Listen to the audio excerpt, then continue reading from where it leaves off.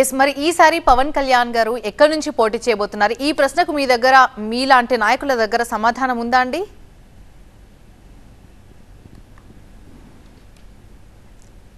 మాకు ఒక ఆలోచన ఉంది మేడం. మా పవన్ కళ్యాణ్ గారు ఎక్కడి నుంచి పోటీ చేయబోతున్నారనేది మాకైతే స్పష్టత ఉంది.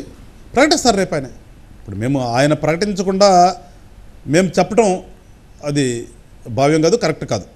సో మాకైతే ఆలోచన ఉంది ఎక్కడి నుంచి అనేది మాకు క్లారిటీ ఉంది. జనరల్గా ఎక్కడ కోల్పోయామో అక్కడ పట్టు సాధించాలన్నట్టుగా మరి మళ్ళీ భీమవరం నుంచే పోటీ చేయవచ్చా, లేదంటే అక్కడ కాకుండా పిఠాపురం నుంచి పోటీ చేయవచ్చా?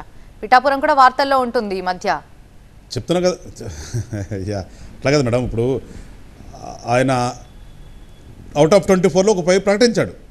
ప్రకటించకుండా నడితే మీరు అన్నట్టుగా నేను మీకు ఎట్లా కూడా లీక్ చేద్దాను. కానీ ఒక 5 ప్రకటించి ఆపినప్పుడు అది నేను ఎట్టి పరిస్థితుల్లో కూడా సరే, అది హోల్డ్ చేసినప్పటికీ పిఠాపురం నుంచి ఒకవేళ పవన్ కళ్యాణ్ ఆ ప్లేస్ నుంచి పోటీ చేస్తే ఖచ్చితంగా ఓడిపోతారని ఇప్పటికే మంత్రి జోగి రమేష్ ఆల్రెడీ కమెంట్స్ చేశారు. ఆ ప్లేస్ కి సంబంధించి ఒకవేళ అక్కడ నుంచి పోటీ చేస్తే అని. సేమ్ భీమవరం సిచ్యువేషన్ పిఠాపురంలో రిపీట్ అవుతుంది అంటున్నారు. దీనికి మీ కౌంటర్ ఏంటి?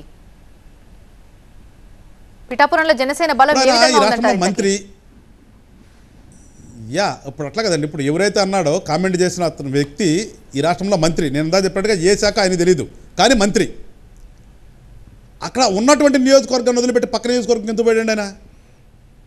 ఇక్కడ వాడిపోతాడా? ఉన్నటువంటి నియోజకవర్గంలో వాడిపోతానని బయటికి వెళ్ళాడా? దేనికి వాళ్ళ నాయకులు పంపించాడు బయటికి? ముందు ఏదో చెప్తారు గురిగింద సామెత. గురిగింద సామెతలాగా ఆయన దాన్ని చూసుకోమనండి. మేము గెలుస్తామా వాడిపోతామో అనేది రేపు తెలియపోతుంది కదా.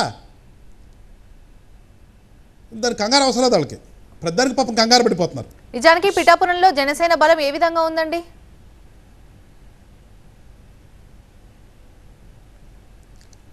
ఇవాళ 175 నియోజకవర్గాల్లో కూడా జనసేనకు బలం ఉందండి.